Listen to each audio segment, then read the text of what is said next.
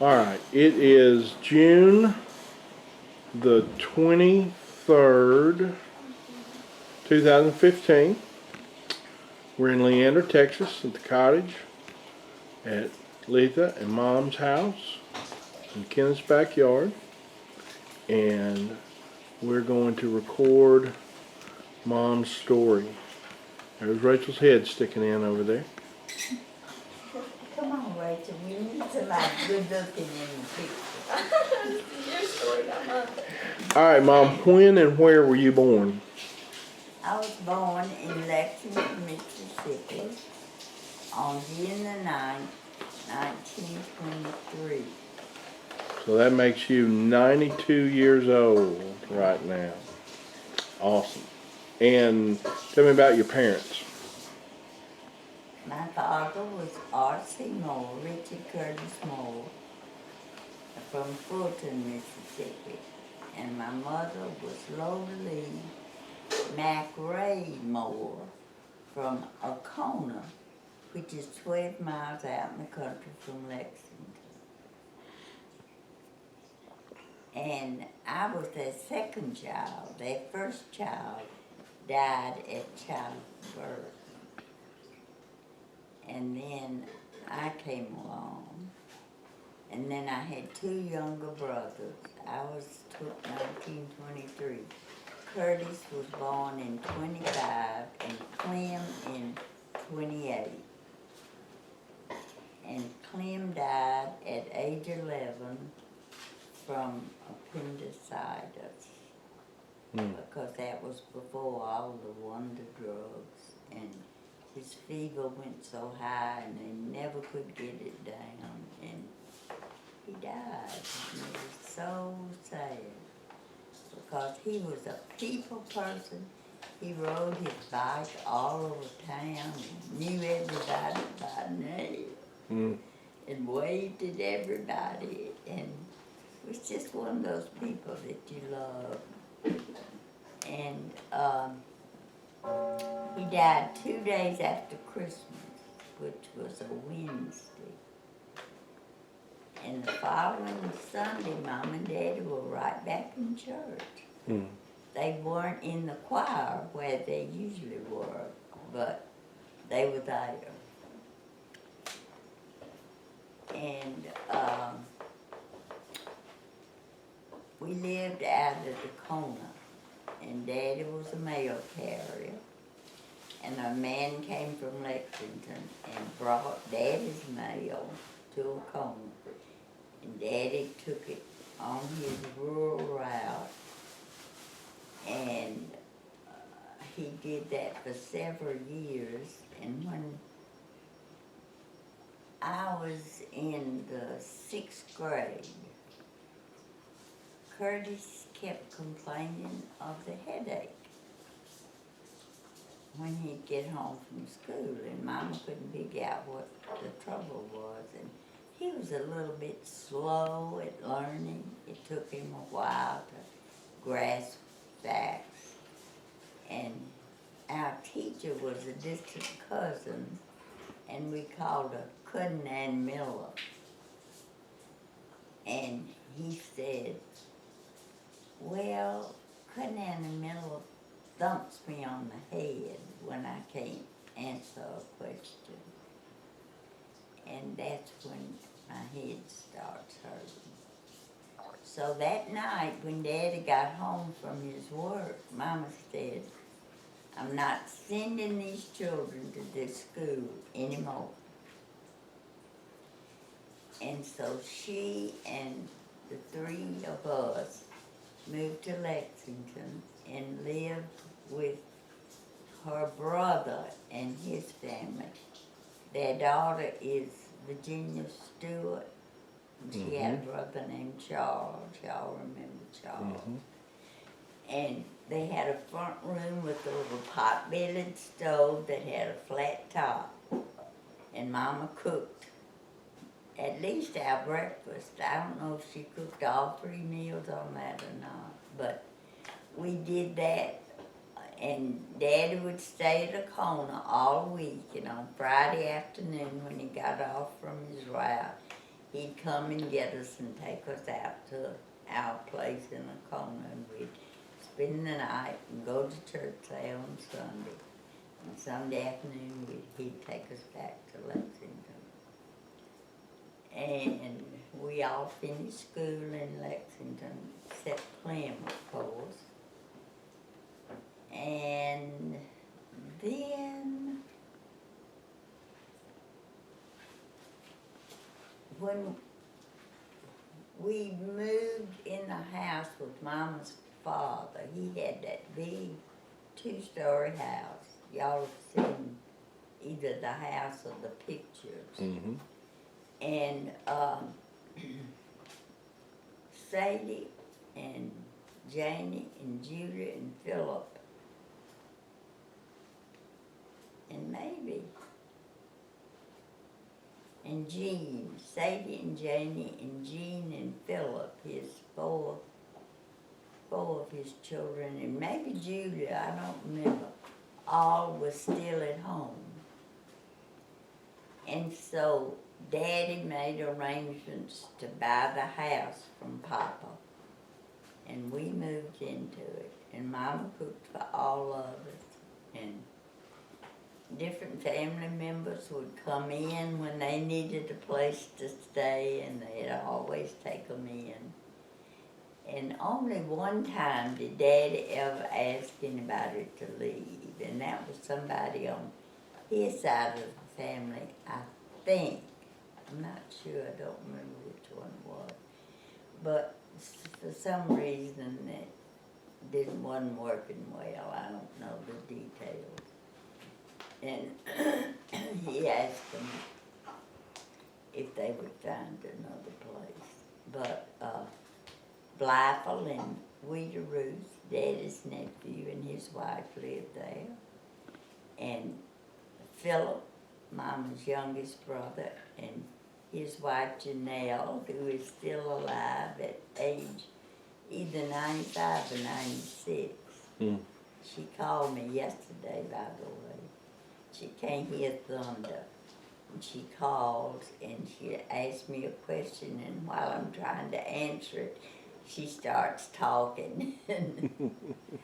It's terrible. I don't call her anymore. I write to her, but I don't call her. But she doesn't write, so when she gets a letter, she calls me and tries to talk to me.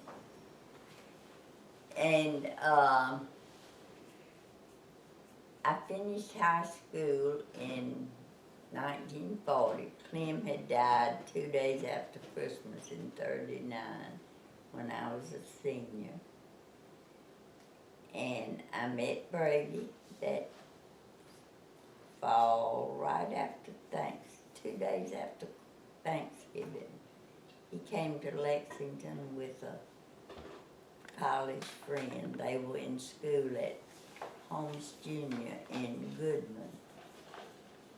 And I think I fell in love with him that day. I'm pretty sure I did. I just thought he was wonderful, above and beyond anybody I'd ever known. And I had a date with the boy I was dating, the one Brady was visiting, and he had a date with another girl.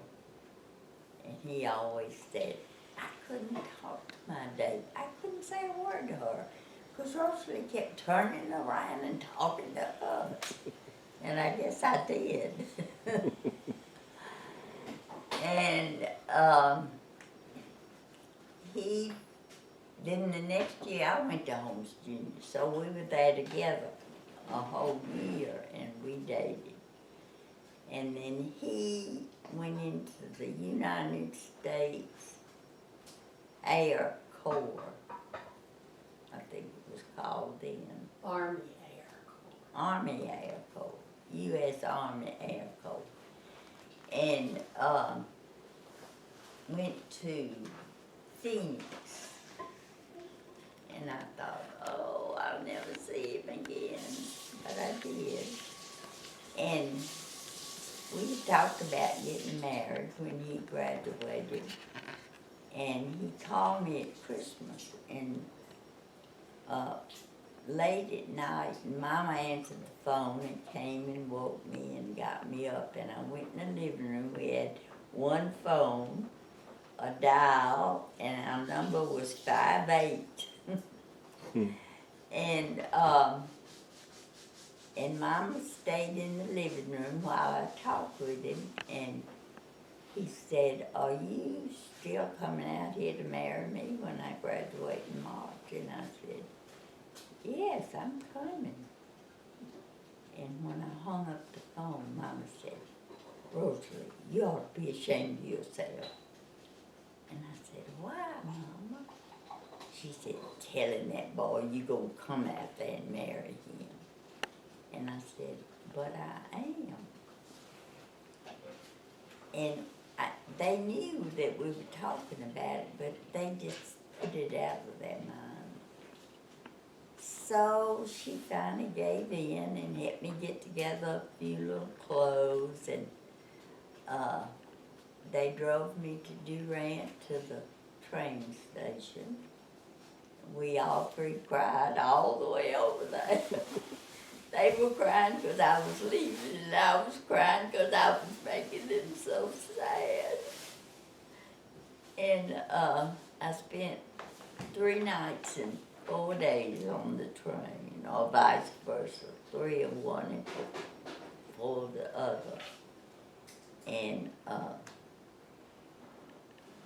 we had a great reunion, and then we went to Reno, and we tried one day, and the pass was closed because of snow.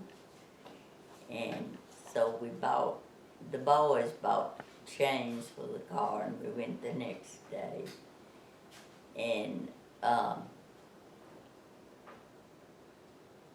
Brady always said, "God tried to tell me, Brady, don't do this. I sent snow to block your way. Don't do this." But we did, and we lived in California for a couple of years, and Letha was born there. And then we went to Albuquerque for about 5 or 6 months. And then he left and went to Japan and flew the hump for a year. Okay, when Went y'all to got India. y'all got married March 15th of 42, and his first assignment was as a basic flight instructor. That's what he did while he was in California. And then in Albuquerque, he was an instructor in multi-engine planes. And then he went to India for a year, and Letha and I went back to Lexington.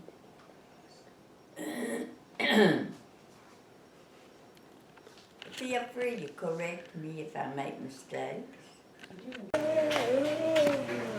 All right. You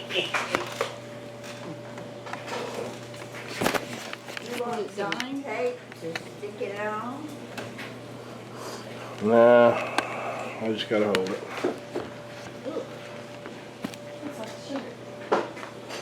All right, let's see here. Okay, we are recording. All right, you were gonna tell us about when y'all got married that night, yeah. There was another couple who went with us, who also married.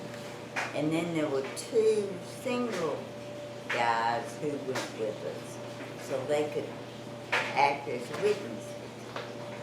And we went to the courthouse, and the 2 guys bought the licenses. And Mama had made me promise that I would not be married by a justice of the peace. So we located a Methodist minister and went to his home, and that's where we married. Brady and I married first, I believe, and then the other couple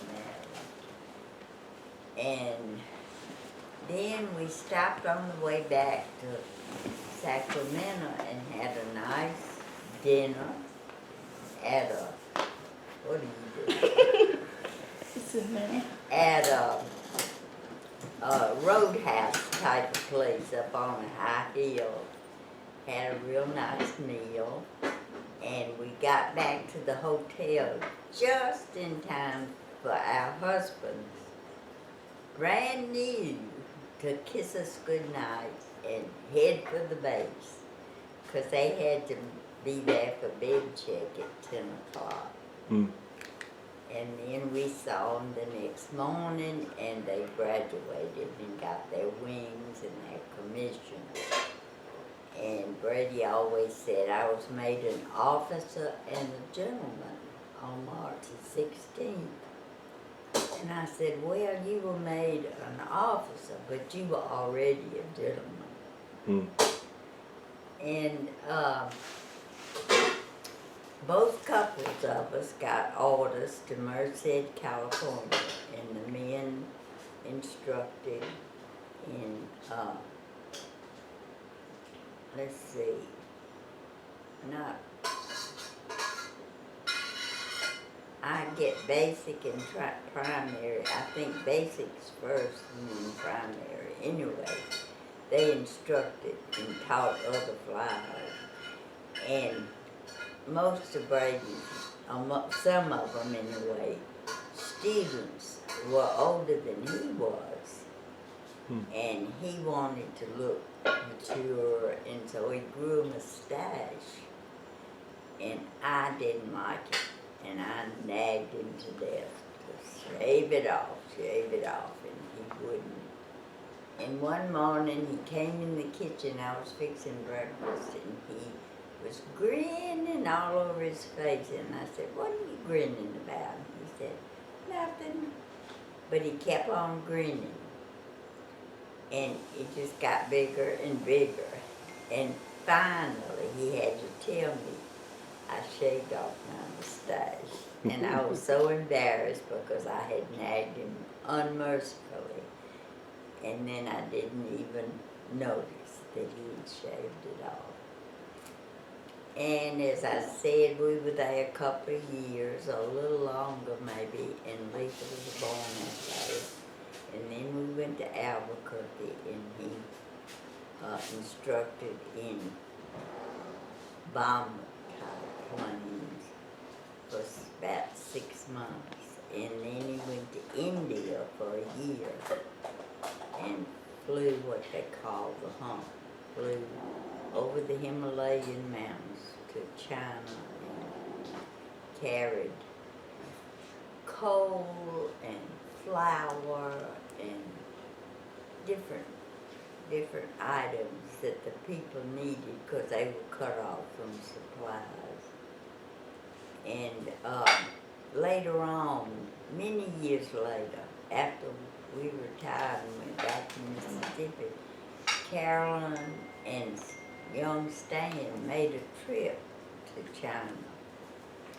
And when they guide, they were on a tour, and when the guide mentioned the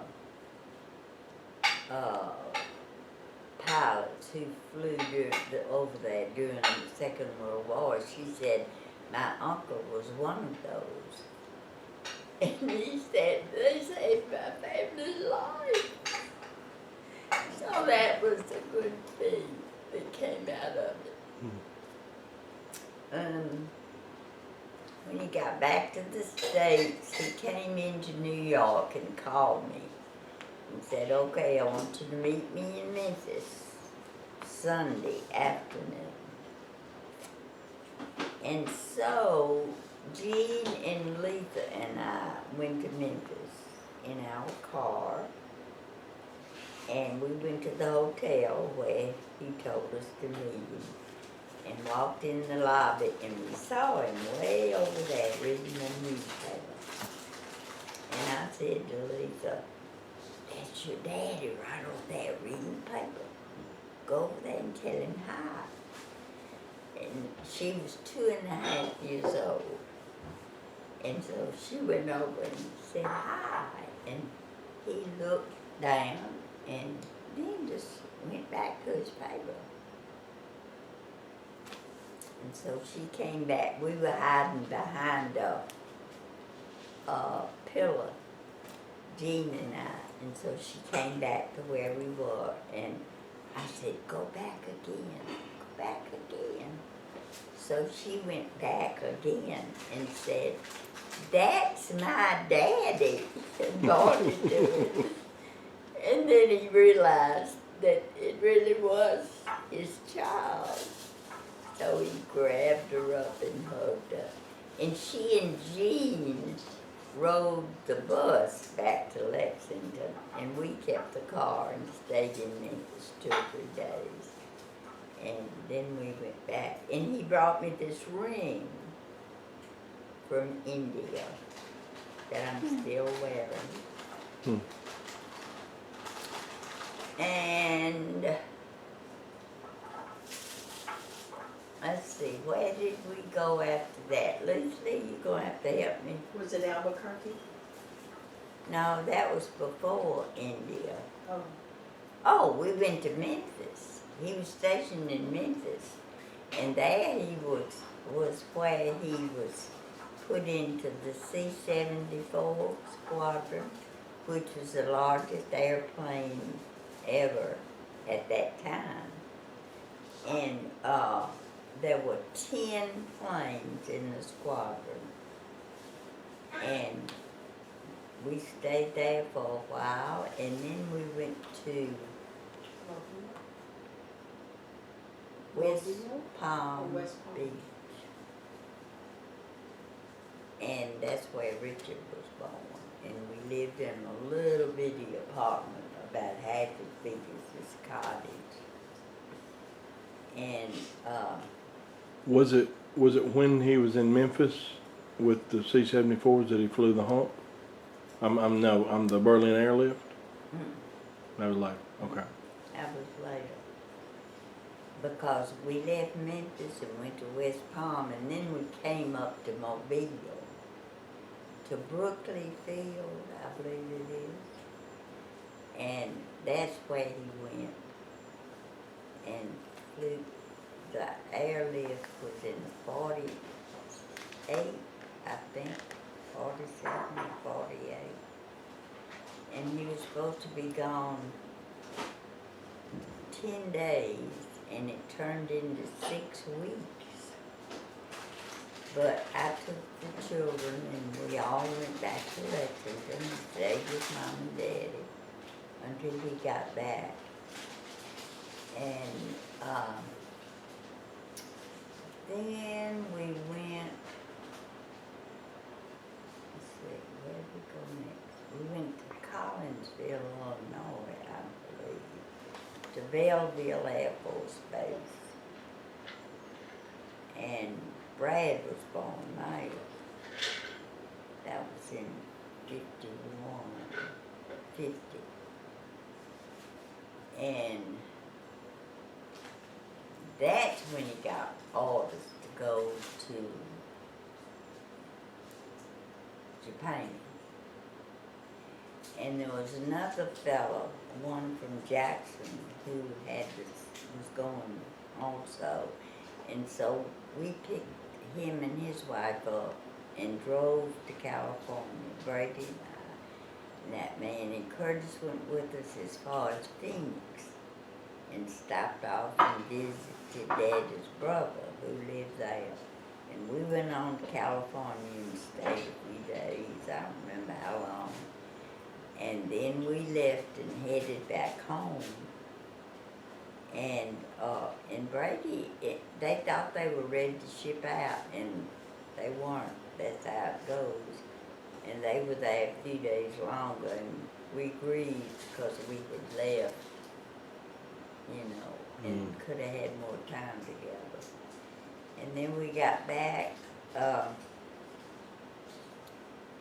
and he was in Japan a year and a half before we were able to go, because the Korean War started right after he got over there. So they weren't shipping any families over. And there was a huge stack of dependents waiting to go. So they were shipping out of every port in the country to get us all gone. And we had to drive to New York and ship out from there. And Mama and Grandmother May went with us. And the car went with us to Japan, and they rode the train back to Mississippi. And we spent 30 days on the ship. Brad was 22 months old. And Lisa had just had the mumps and was just about to get well from it. And I went to our doctor in Lexington and said, what am I going to do? We've got orders to go to Japan and they won't let us go if the kids are sick. What can we do? And he said, well, there is a shot that you can give that's supposed to prevent it, but I don't have the serum. You'll have to go to Jackson to get it. So I took Richard and Brad to Jackson, and Brad was so little and so skinny, and the shot was so big that they put half of it in one hip and the other half in the other. And Richard didn't want to pull off his breeches in front of the nurse, so he climbed under the table and tried under the desk and tried to hide. But we finally got the shots, and we got up there, and we got on the plane, on the ship, about 2 o'clock in the afternoon. And the next morning, Richard woke up all puffed out on one side. So the shot didn't work 100%. He didn't have it on both sides, just on one side. And so 3 weeks of the 4 that we were on the ship, we were quarantined to our little bitty cabin. It had a porthole in it, and I used to have nightmares that both boys fell out the porthole. It was terrible. I don't even like to think about it now. And when we got to Yokohama, we got there in the middle of the day or early afternoon, and the sun was shining bright, but there was a high wind, and the little tugboat they send out to lead the big boat in, they didn't think it could battle the winds. So we had to spend the night on the ship, and we could look out across to the dock and see all the daddies standing there waiting. We could pick out ours. That's how close we were, but we couldn't touch them. So the next morning they told everybody, stay in your cabin and we'll bring the men on board. So we did that. And he came to our cabin and we were reunited. And then we rode the train, and he had brought an airman with him from Misawa Air Base to ride back in our car, because the car went on the train with us, and they said if you don't have somebody to look after it, it'll be stripped before it gets where it's going. The tires will be gone, everything will be gone. So he brought an airman to ride in our car on the train, and we rode all night and got there the next morning. Got there on Friday, and he got the car, and he was so pleased to have wheels again. And Sunday, we had 30 inches of snow. the car was parked out on the curb and it was completely covered with snow. All the snow moving equipment on the base had been put up because they thought the season for snow was over. And so everything came to a halt for about a week. Mm. And we had a live-in maid. He had lived in a house with 2 other officers, and they had this Japanese woman who came and cleaned for them and everything. So she was our maid after we got there. Her name was Fukuko. And she was sweet as could be, and she spoke broken English. We could usually understand each other all right. And one time I said to her, Fukuko, I want to rearrange the furniture in the living room. I want to put this chair over there and this over here. And she said, Colonel say okay? And I said, we don't have to ask him. He doesn't care. But she was not used to doing anything without asking permission. Her husband had been killed in the war already. She had been a school teacher, and she was sweet as could be. Loved Roy Cole. He was born over there, and she and I used to argue over who was going to get up with him at night because she wanted to and I wanted to. But Brady was there a year and a half before we went, and then we were there a year. So it was 2.5 years before he got back to the States. And he didn't get to talk to his mama very often. I didn't either. We wrote lots of letters. And that's when he caught that big pike on a Sunday afternoon and called Grandmother and said, oh, I wish you could see this big fish I caught. And she said, son, it's Sunday over here. And he said, Mama, I went to church this morning. I still had on my church clothes when I caught the fish. But she was worried about that. And then when we came home, we went to South Carolina. All right, we came back from Japan and went to South Carolina.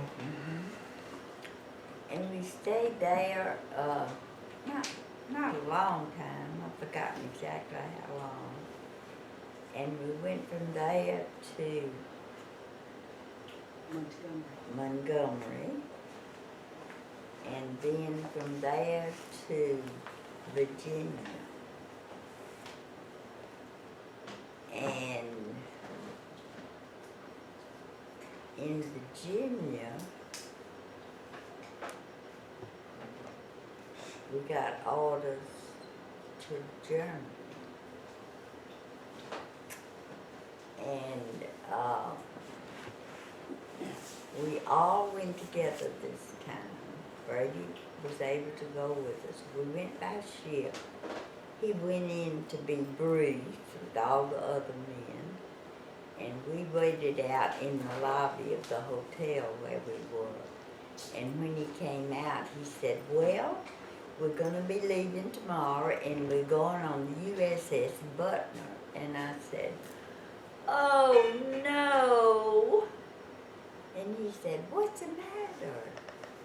And I said, that's the same ship we spent a month on going to Japan. But this time our quarters were much nicer.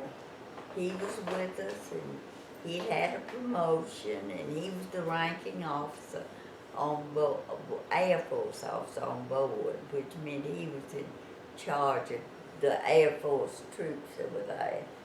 And we had 2 rooms with a bath in between. And it was a much nicer trip, and it only lasted, I think, about 5 days. And we landed in Bremerhaven. and, took the train, I guess, down to, I don't remember, We didn't drive our car. I don't remember. I've forgotten. And we stayed in Germany 3 years, and we loved it. It was wonderful.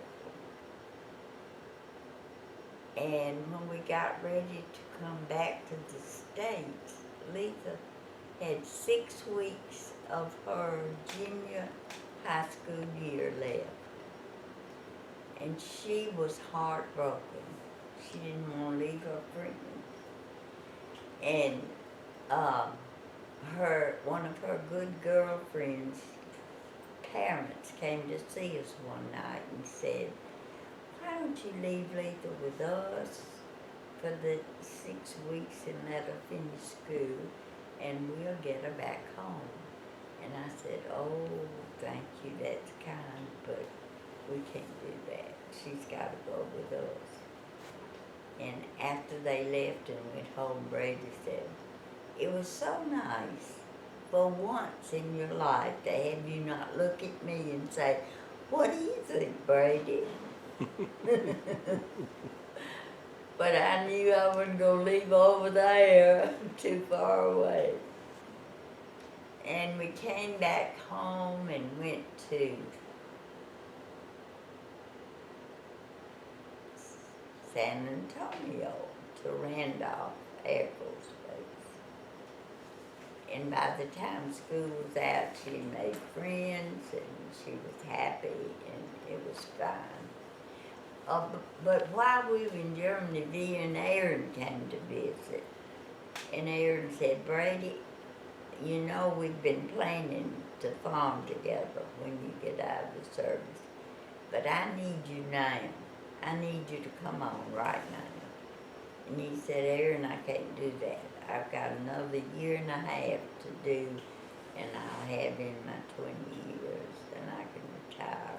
And if I quit now, I'll lose that. So I would love to, but I just can't afford it."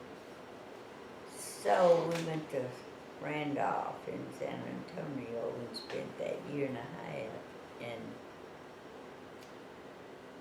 at the end of the school year of the summer, we put Letha on a Greyhound bus and sent her to Cleveland, and she entered Delta State and started her college. And then we got home in October, and when we drove across, when we approached the Mississippi River going home, Brady said, "All right, you boys take a good look at this side of the river, because I don't intend to come back. If you want to come back and see this side of the river, it's going to be up to you." But he did come back a time or two. Letha lived that way. And so we went home and stayed with his mama on Fifth Avenue for a couple of years. And then his sister, Aaron died very suddenly of a heart attack. And then Dee got cancer and she died. And then he had already started farming with her, and they had formed a partnership and had it all set up. And then we moved into the house on the farm in March of '64. And then you came along, Brother Joe, that November on your dad's birthday. Mm-hmm. And we were all thrilled and delighted with you. Except he thought you were going to be a girl, and he called you Alice, all during the pregnancy. And a lot of times after. Yeah, I guess so. but when he loved farming, he always said, I never had but 2 jobs, flying and farming. And I enjoyed both of them so much that they didn't seem like work. Neither Mhm. one seemed like work. And then in '89, he retired from farming. And at the very end of the year, we moved into our lake cabin. We talked about getting a house in Cleveland or going into assisted living, and we talked about a lot of things. And I knew how he loved that cabin, and I kept saying, let's just go live in the cabin. It's there, it's handy. And he said, well, I'm afraid you won't like it. You can't just run down the street to the grocery. And I said, are you going to take my car away? And he said, no. And I said, okay, I like it. So we lived there until he died on the first day of '04. And then I stayed till the summer of '06 with all of my children saying, you need to get out of this cabin. You're going to fall down these steps and break your neck one day. And so I finally moved to San Antonio in the summer of '06 and lived in an apartment for a year. And Cleo kept saying, why are you over there in that apartment? Why don't you come on and stay with Letha and me? So finally I did. I moved in with them in their front room. And he was so kind and good to me. And one morning the 3 of us were at the breakfast table and Letha was picking at me about something. And she said, Cleo, my mother is driving me crazy. Would you please speak to her? And he said, good morning, Mrs. Cole. He was a precious man. And we lived on there. He died in '08. And we lived there another 2 years. Till 11. And then we moved up here to be with Kennerly and Matt and the little boys into this little cottage that was converted from a workshop to our house. And it's been wonderful. We get along great most of the time. Sometimes she jacks me up, or vice versa. Mhm. But Kennerly's so sweet to both of us, and the boys are fun.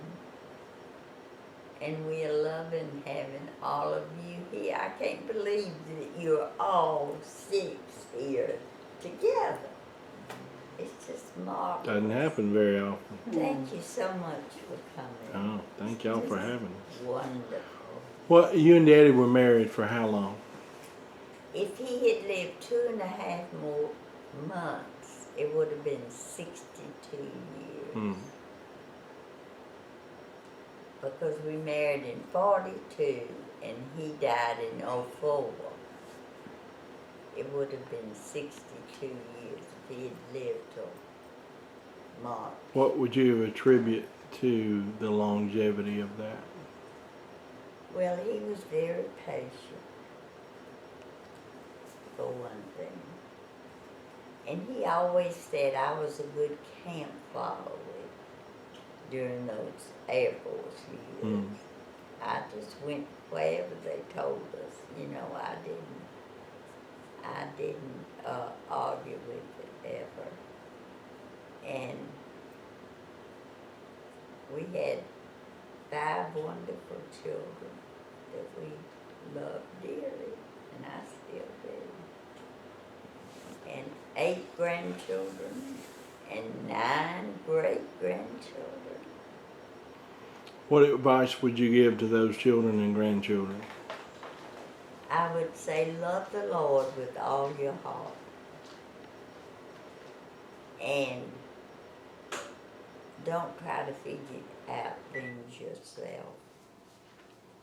Just ask for His guidance and then listen for the answer. That's what I would say. Read His Word, study it, get to know Him, and pattern your life according to His book, the Holy Bible. Good advice.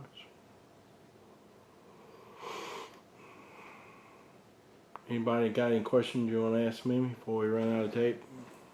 That was gonna be my question. Okay.